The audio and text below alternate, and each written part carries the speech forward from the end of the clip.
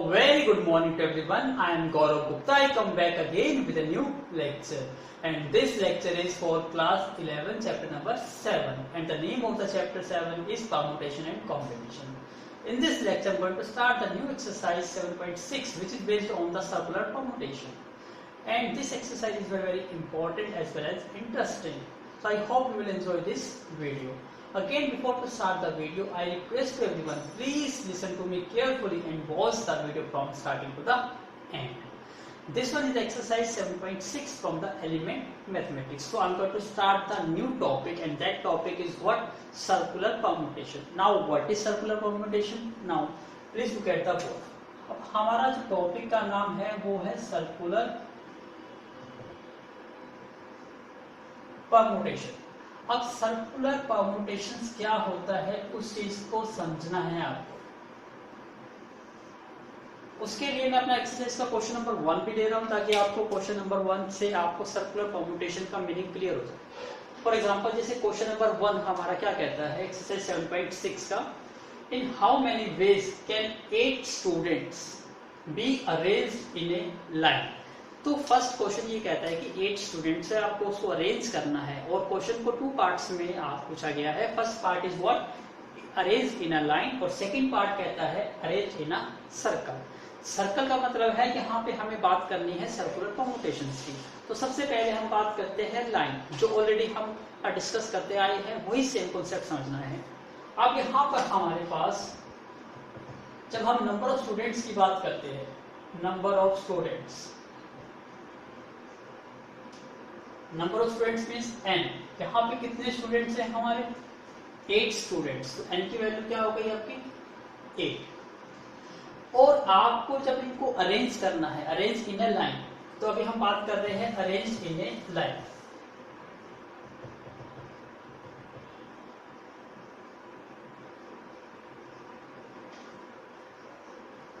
आपको इनको एक अरेंज करना है लाइन में.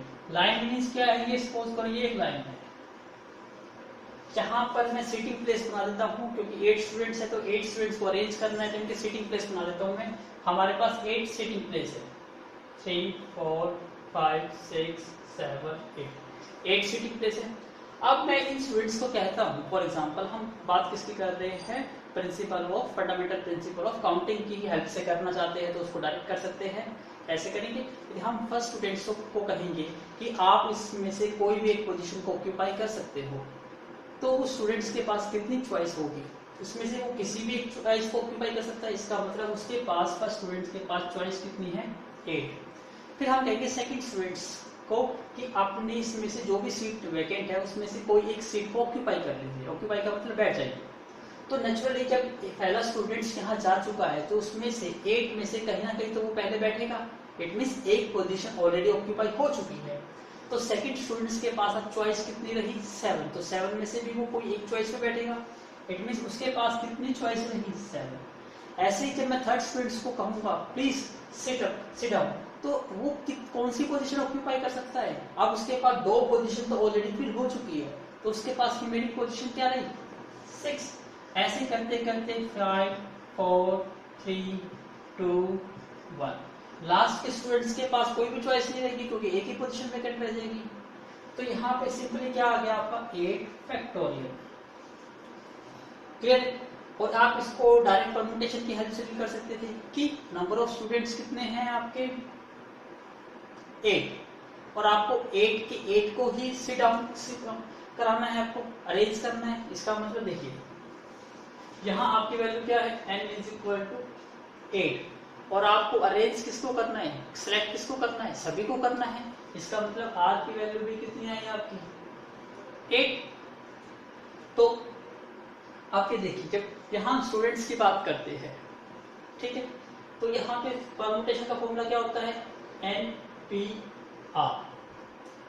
n यहाँ पे क्या है 8 और r यहाँ पे क्या है 8. फॉर्मूला क्या होता है NPR का n factorial divide by n minus r का फैक्टोरियल. इसका मतलब n यहाँ पे क्या है 8, तो 8 का factorial divide by n minus r, तो 8 माइनस 8 क्या हो गया 0 का फैक्टोरियल. 8 का फैक्टोरियल 8 और 0 का फैक्टोरियल 0. तो यहाँ से भी आपका आंसर कितना आया, यहाँ से भी आपका आंसर 8 फैक्टोरियल आया. और यहाँ से भी आंसर कितना आया आपका 8 फैक्टोरियल। या सिंपल मैंने आपको एक तरीका और भी बताया था कि जब आप स्टूडेंट्स को अरेंज करते हो तो जितने भी स्टूडेंट्स होते हैं वो उतने का फैक्टोरियल से क्या होता है उनके टोटल नंबर ऑफ वेज आते हैं। तो यहाँ सिंपल तरीका था कि 8 स्टूडेंट्स है तो कितने वे से अरेंज कर सकते हो, डायरेक्टली आप लिख सकते हो 8 फैक्टोरियल से। तो 8 फैक्टोरियल जो भी होगा दैट इज योर आंसर। इतना क्लियर है? तो 8 फैक्टोरियल का आपका आंसर आ जाएगा ये आपका 40320। तो ये था आपने एलोंग कैसे करा, एक लाइन। अब हम बात करेंगे अपने सर्कुलर परम्यूटेशन, क्योंकि अब आपको अरेंज कैसे करना है सर्कल। तो प्लीज मेक अ नोट। अब आपको कैसे अरेंज करना है, इसको एक सर्कल में अरेंज करना है। सर्कल में अरेंज करने के लिए अब हम यहाँ बात करेंगे सर्कुलर परम्यूटेशन की।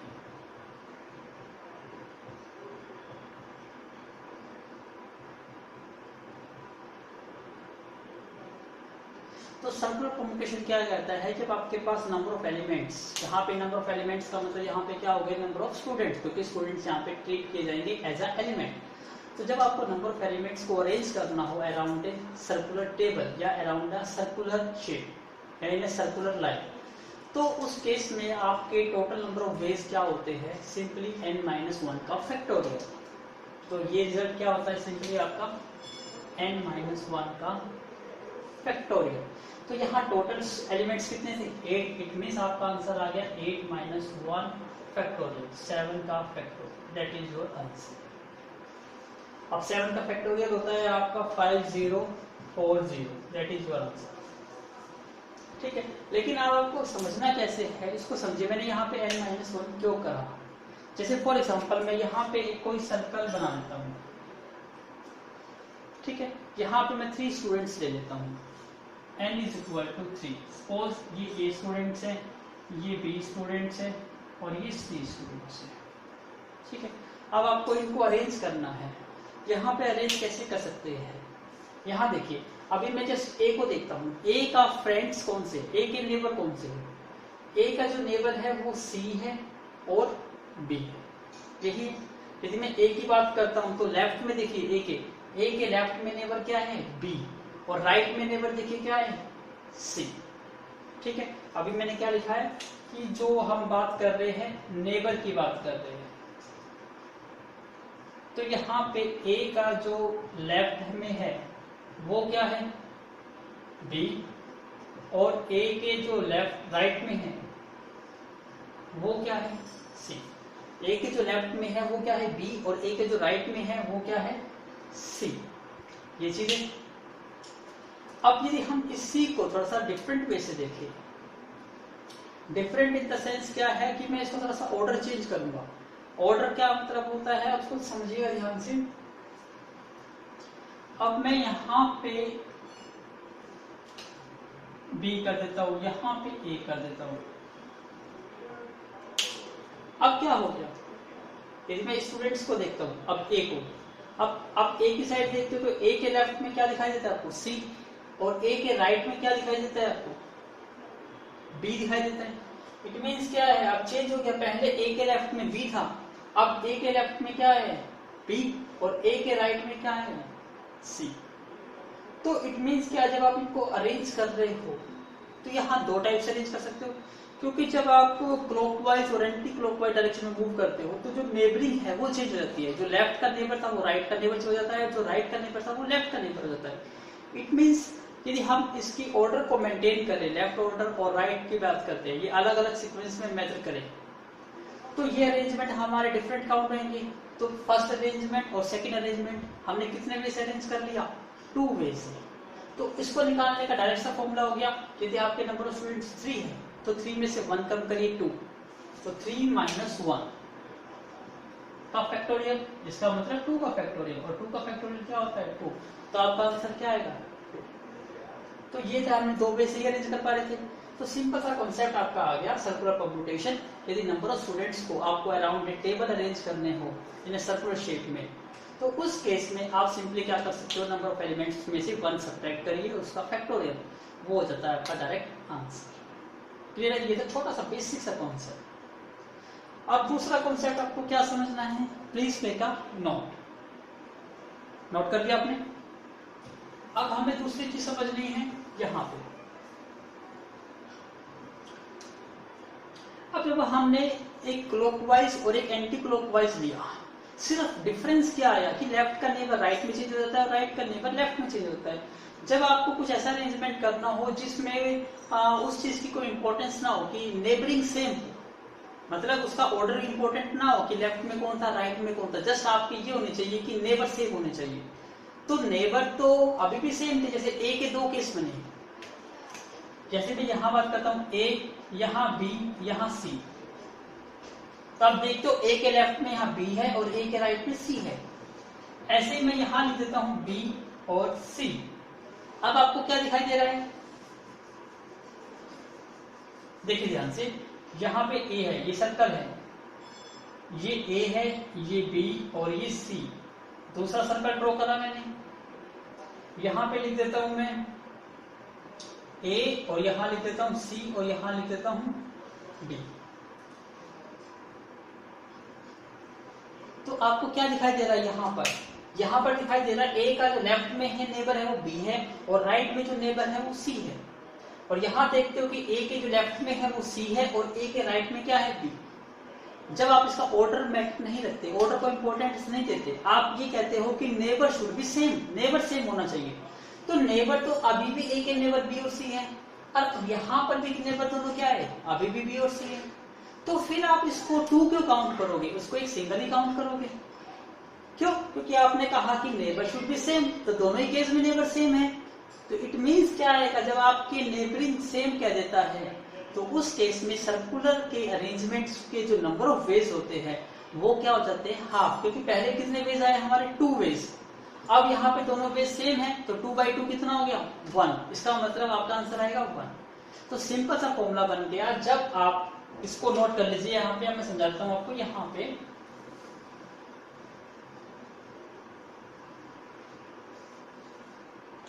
जब आप क्लॉकवाइज और एंटी क्लॉकवाइज की बात करते हैं, यहाँ पे हम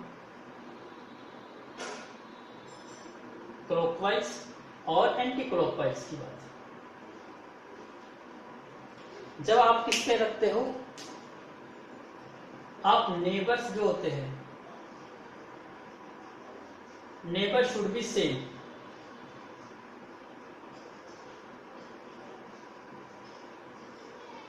जब आप केस कौन सा लेते हो, नेबर शुड बी सेम होनी चाहिए। Order is not important, order is not matter. कि ऑर्डर इंपॉर्टेंट नहीं है कि लेफ्ट में क्या था राइट में क्या था, सिर्फ ये इंपॉर्टेंट है कि नेबर शुड बी सेम होनी चाहिए। तो इस केस में क्या हो जाते हैं, नंबर ऑफ वेज हाफ हो जाते हैं। तो आपको पता है सर्कुलर में कितने वेज होते हैं, n-1 का फैक्टोरियल। तो इसके क्या हो जाएंगे, हाफ। इट मींस इसका फॉर्मूला बन जाएगा आपका नंबर ऑफ वेज ये। ठीक है, जब आप किसकी बात करेंगे, एंटी क्लॉक या क्लॉकवाइज। क्लियर है। तो 2 टाइप के सबको समझ आ गए होंगे। जब आप जब आप सिंपल राउंड टेबल की बात करते हो तो सिंपल n-1 फैक्टोरियल करके आप क्वेश्चन सॉल्व कर सकते हो। जब वहां कहता है कि क्लॉकवाइज या anti clockwise, neighbour should be same, तो वहां पे नंबर ऑफ वेज कैसे निकालोगे, n-1 फैक्टोरियल डिवाइड बाय 2। अब आपको पता कैसे चलेगा, मोस्ट ऑफ द क्वेश्चन जो आते हैं, जैसे नेकलेस होता है, नेकलेस में बीड्स लगे होते हैं, मोती लगे होते हैं। तो मोती की जब आप बात करते हैं, डिफरेंट कलर्स के मोती लगे हुए हैं, तो लेफ्ट का नेबर और राइट का नेबर, मतलब दोनों की कलर तो अलग अलग, मान लो यहाँ रेड है और यहाँ ब्लैक है या यहाँ ग्रीन है। तो जब आप उसको क्लॉकवाइज से एंटी क्लॉकवाइज देखोगे तो वो ग्रीन इधर आ जाएगा, रेड इधर आ जाएगा, बात तो एक ही रहेगी ना। तो नेबर तो वही रहे, रेड और ग्रीन, तो उसको 1 ट्रीट करते हैं, इसलिए हाफ हो जाते हैं एंटी क्लॉकवाइज में और क्लॉकवाइज में। तो जब भी क्वेश्चन आपको नेकलेस से रिलेटेड मिले या आपसे गार्लैंड, जो आपके फूलों की माला होती है, उसमें डिफरेंट कलर्स के जो फ्लावर्स यूज करते हो, वो भी सेम वही केसेस होगा। क्योंकि चाहे आप क्लॉकवाइज काउंट करो चाहे एंटी क्लॉकवाइज, किसी भी फ्लावर्स के जो नेबर्स होंगे वो तो चाहे आप ऑर्डर चेंज करने से नेबर तो वही रहेंगे। तो उस केस का एग्जाम क्वेश्चन आप इस टाइप से सोल्व करेंगे। आई होप आपको क्वेश्चन समझ आया होगा। ये था आपका टोटल कॉन्सेप्ट जो आप इस एक्सरसाइज पे अप्लाई करेंगे। तो please make a note. Now look at the board, question number 2। Find the number of ways in which 5 men and 4 women can be seated in a round table. एक round table है, उसको समझिएगा ध्यान से. This one is your round table. ये हमारी round table है.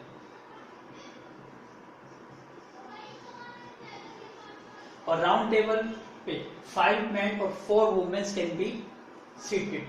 But देखिए ध्यान से, लास्ट टाइम पढ़िए. सो दैट ऐसे बैठने हैं. No 2 women are sit together. 2 women continuously नहीं बैठ सकती. इट मीन्स क्या है कि 1 मैन होगा और 1 वुमेन. इसका मतलब सबसे पहले हम मैन की सीटिंग देखते हैं. सपोज करते हैं यहां से सिट करते हैं. ये मैन 1 M1 है, this one is M2, this one is M3, M4, M5. सबसे पहले हम मैन को अरेंज करते हैं. मेंस कितने हैं? 5. Can be arranged in a circular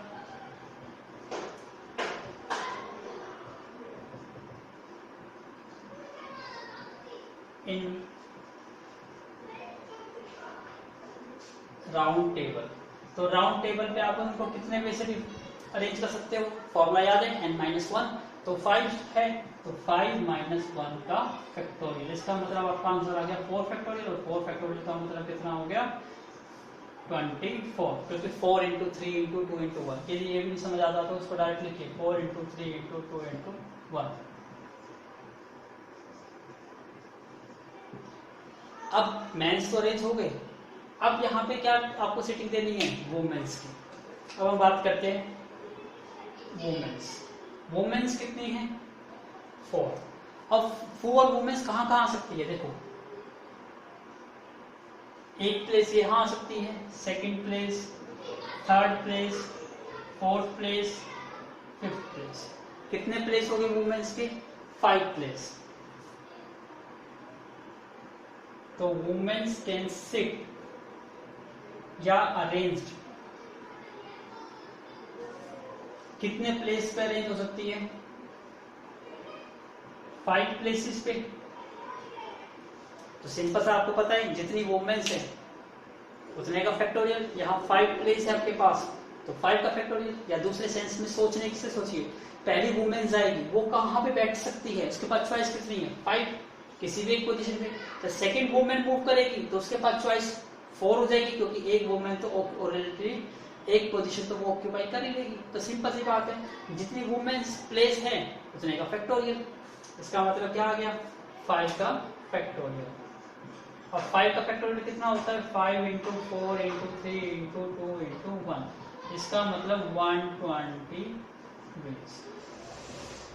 तो लेकिन बिठाना तो आपको क्या है? वुमेन्स को भी और मेंस को भी एक साथ बिठाना है. इट मीन्स क्या करेंगे? मल्टीप्लाई. तो आपका आंसर कितना आ गया? 24 × 120.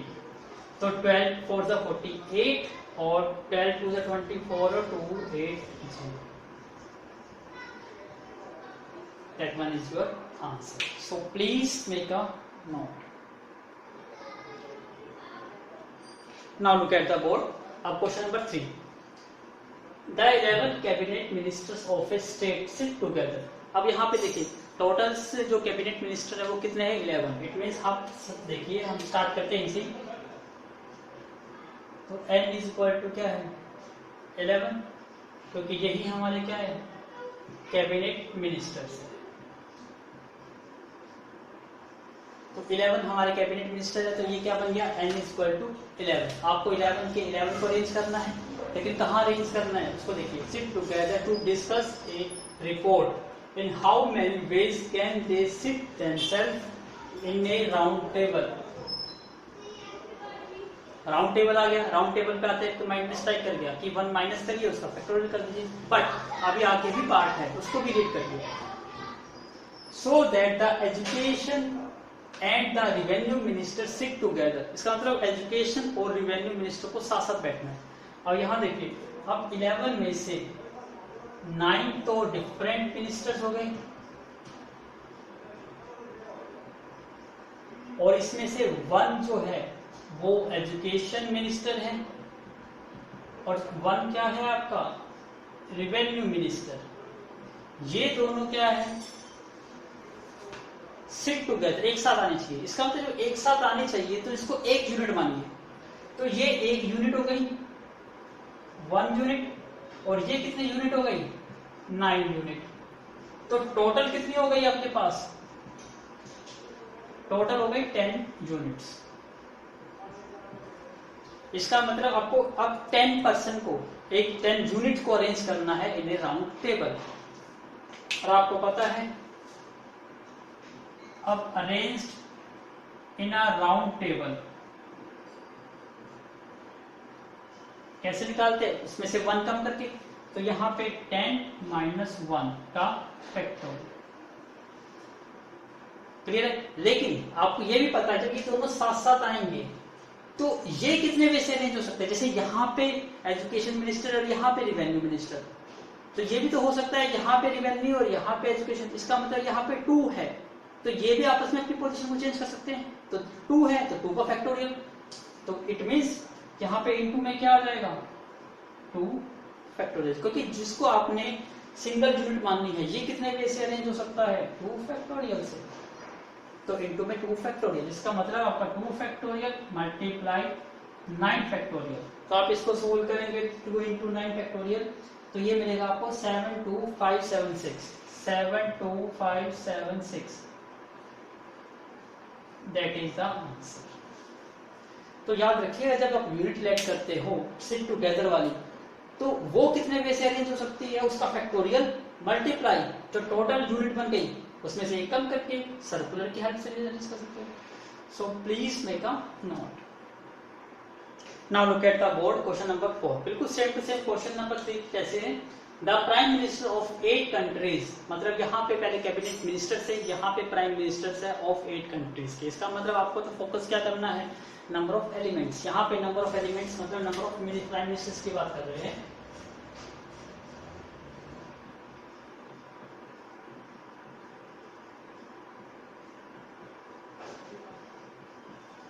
मीन्स यहाँ n की वैल्यू कितनी हो जाएगी आपकी 8। उसके बाद क्या कहा, sit at a random around a round table, round table आ गया यहाँ पर।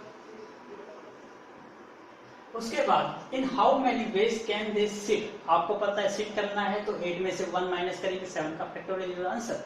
बट कंडीशंस आगे की पढ़ने के बाद सोल्व करना आपको। If Indian and Pakistan prime minister are not to sit together, इसका मतलब इंडियन प्राइम मिनिस्टर और Pakistan prime minister not sit together, दोनों साथ साथ नहीं बैठने चाहिए। इसका मतलब क्या है, हम ये करते हैं कि हम एक साथ बिठाने के वेज निकाल लेते हैं और टोटल वेज निकाल लेते हैं। तो टोटल में से जब दोनों साथ साथ आते हैं उनको माइनस कर देंगे तो नॉट सिट टुगेदर का आ जाएगा। क्लियर है। तो ये कॉन्सेप्ट यहाँ अप्लाई करेंगे। तो सबसे पहले हम इनको अरेंज कर देते हैं इन ए राउंड टेबल। कितना हो जाएगा n माइनस 1 फैक्टोरियल, इसका मतलब 7 का फैक्टोरियल। ठीक है, 7 का फैक्टोरियल अभी अपने निकाला था, कितना आया था 7 का फैक्टोरियल 5040।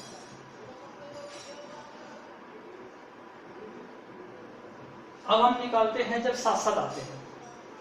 इसका मतलब जो इंडियन प्राइम मिनिस्टर है और पाकिस्तान प्राइम मिनिस्टर है, दोनों साथ साथ आते हैं। इसका मतलब हमने इसको क्या बना लेते हैं, एक सिंगल यूनिट बना लेते हैं। अभी क्वेश्चन किया हमने, ये हमारी 1 यूनिट।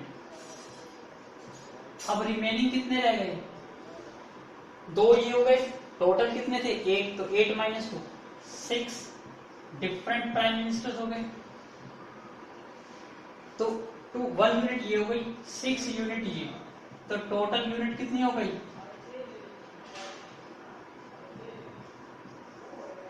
7। अब इसको अरेंज करना है तो 7 में से 1 माइनस करेंगे, 7 माइनस 1 का फैक्टोरियल। अब ये जो कंबाइंड यूनिट है ये कितने में से अरेंज हो सकते हैं, कितने मिनिस्टर्स में 2, तो 2 का फैक्टोरियल। तो इनटू में क्या हो जाएगा 2 फैक्टोरियल। ये समझ आ गया। अब नॉट टू सिट टुगेदर है तो इसमें से इसको माइनस कर दो। अब इसका मतलब क्या है कि ये 2 आ गया और 6 का फैक्टोरियल, 6 का फैक्टोरियल 720 होता है। तो 720 का कितना हो गया 1440। तो 1440 को इसमें से माइनस कर दीजिए। तो please make a note. Now look at the board. अब Indian prime minister and Pakistan prime minister not sit together.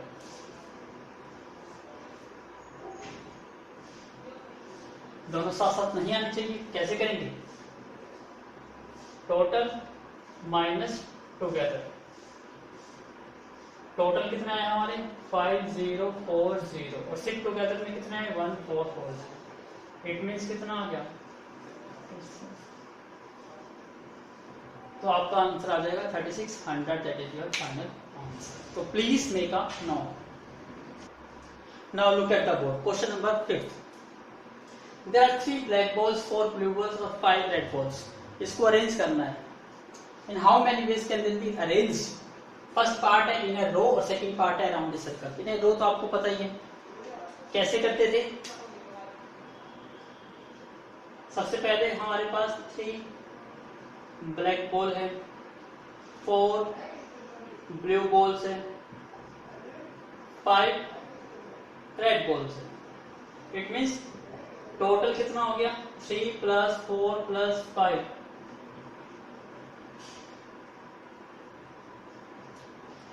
12 balls. इससे प्रीवियस एक्सरसाइज में हमने कैसे करा था इसको? जब हम इसको कैसे कर रहे हैं arrange in a row.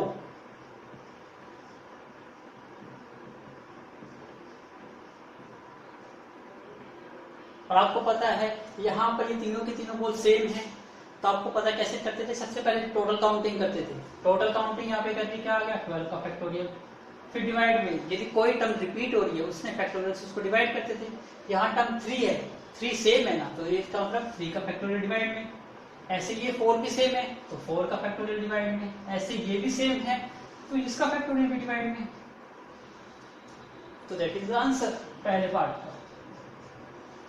Second part क्या कहता है अरेंज इन ए सर्कल। तो n-1 का फैक्टोरियल होता है सर्कल में अरेंज करने का। तो n यहाँ पे क्या है 12 - 1 का factorial.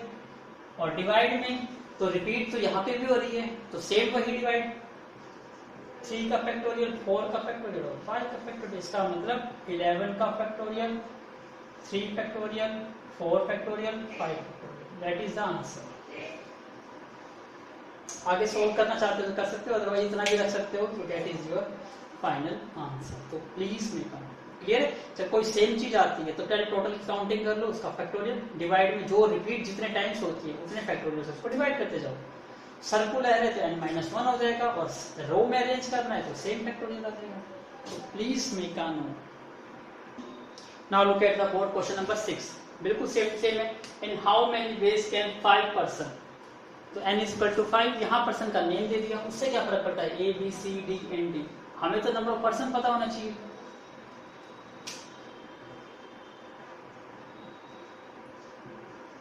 Number of person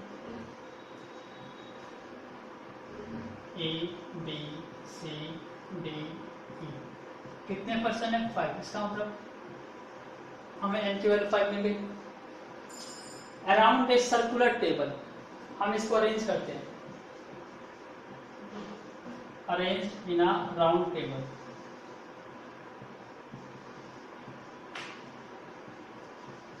number of veg हमें पता ही है। सिंपल सा क्या होता है जो भी होते हैं उसमें से 1 माइनस करिए तो n-1 का फैक्टोरियल। इट मीन्स 5 - 1 का फैक्टोरियल। तो 5 - 1 4 का फैक्टोरियल और 4 का फैक्टोरियल कितना आ गया 24 वेज। अब सेकंड क्या चीज है यहाँ पे B और D सिट टुगेदर। तो फर्स्ट पार्ट करते हैं B and D sit together. फिर वही सेम कॉन्सेप्ट, जब B और D साथ साथ आएंगे तो रिमेनिंग क्या रह गए A C E। तो ये कितनी यूनिट हो गई 1 यूनिट और ये कितनी यूनिट हो गई 3 यूनिट। तो टोटल यूनिट कितनी हो गई 4। तो इनके कितने वेज हो जाएंगे तो number of ways is equal to 4 minus 1, तो 3 का फैक्टोरियल कितना हो गया 6, तो आपका आंसर आ जाएगा 6 वेज। यहां तक समझ आया? तो प्लीज मेक अ नोट। अभी पूरा कंप्लीट नहीं हुआ, रुकिए। अभी तो क्या है 1 यूनिट और 3 यूनिट कितनी हो गई 4 यूनिट। तो मैं यहाँ पे करता हूँ, तो इसके लिए प्लीज यहाँ तक एक बार नोट कर लीजिए कि टोटल वेज हमारे कितने हो गए 24 हो गए। इसके पार्ट हम नेक्स्ट करेंगे। ना हमारे टोटल 1 यूनिट ये 3 यूनिट ये टोटल यूनिट हो गई थी 4 यूनिट। तो नंबर ऑफ वेज कितने आ जाएंगे यहाँ से फिर? तो number of veg sit together 4, तो 4 में से 1 माइनस करेंगे, 4 माइनस 1 का फैक्टोरियल, साथ के साथ ये दो कंबाइन करके, तो इनको कितने वेज अरेंज कर सकते हैं 2 फैक्टोरियल से, तो मल्टीप्लाई बाय 2 फैक्टोरियल, तो 2 फैक्टोरियल 2 और ये 3 फैक्टोरियल, तो 2 इंटू 6 इट मीन्स अंक का आंसर आ जाएगा 12 वेज। क्लियर हो गया? तो ये था आपका second part, B and D sit together.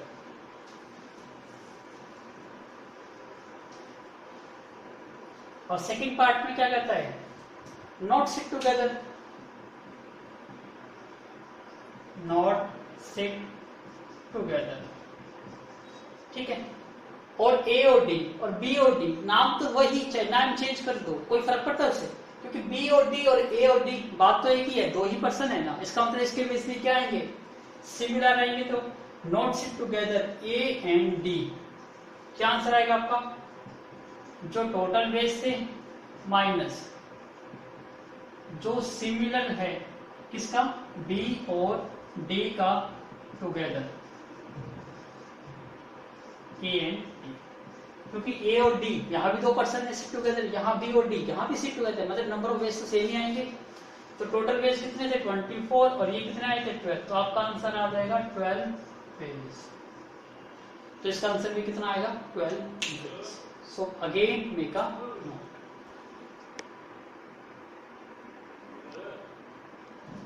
Now look at the board. Question number 7 जो मैं आपको बताना चाह रहा था एंटी क्लॉकवाइज और क्लॉकवाइज, ये सेम क्वेश्चन है, समझिए ध्यान से। In how many ways can the 4 person be seated in a round table? अब यहां समझिएगा, नंबर ऑफ पर्सन कितने पर्सन है 4 पर्सन। सीटिंग कैसे देनी है राउंड टेबल पे, तो आप कहोगे सर ये तो डायरेक्ट हो जाएगा n-1 का फैक्टोरियल, नहीं, यहाँ पे कंडीशन और भी दी है, आगे ध्यान से देखिएगा। So that all shall not have the same neighbour, उसका सेम नेबर नहीं होना चाहिए। सेम नेबर का पता समझ गए ना, कि जब क्लॉकवाइज करते हो तो लेफ्ट का नेबर राइट बन जाता है, राइट का नेबर लेफ्ट बन जाता है, यही बनता है। इसका मतलब क्लॉकवाइज और एंटी क्लॉकवाइज होते तो सेम है ना, सिर्फ नेबर चेंज होता है। इसने कहा है कि नेबर सेम नहीं होना चाहिए, इसका मतलब एंटी क्लॉकवाइज क्लॉकवाइज दोनों को सेम मान के चलोगे, दोनों को सेम मान के चलोगे तो नंबर ऑफ वेज कैसे निकालते थे n-1 डिवाइड बाई 2, वही फॉर्मूला यहाँ पे अप्लाई होगा। अब यहाँ पे क्या है not have the same neighbour,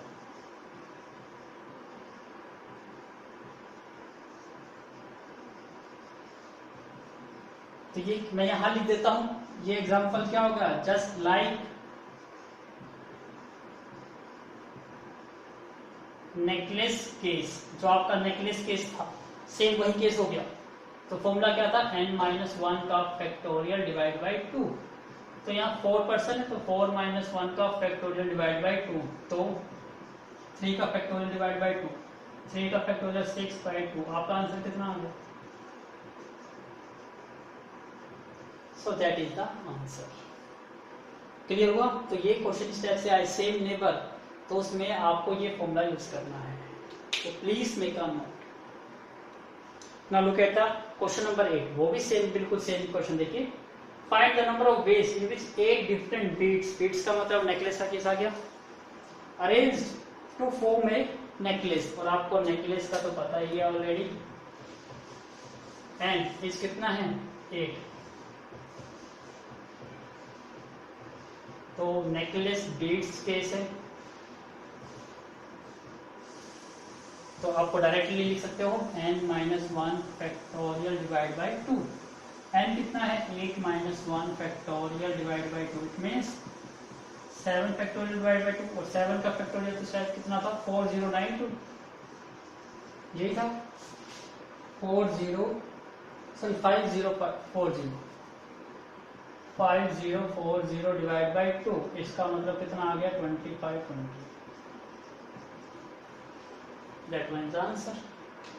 तो प्लीज मेक अ नोट। तो हमने एक्सरसाइज 7.6 भी अब कंप्लीट कर ली है, सो अब हम नेक्स्ट एक्सरसाइज करेंगे very soon, so thank you once again for watching my video. This chapter is very very important as well as simple भी कह सकते हो, लेकिन ये कॉम्पिटिटिव एग्जाम एनडीए और जेईई में इस टाइप के बहुत क्वेश्चन पूछे जाते हैं, तो if you are preparing yourself for NDA या जेईई मेंस एडवांस, तो please do more and more practice of such exercise. So thank you once again.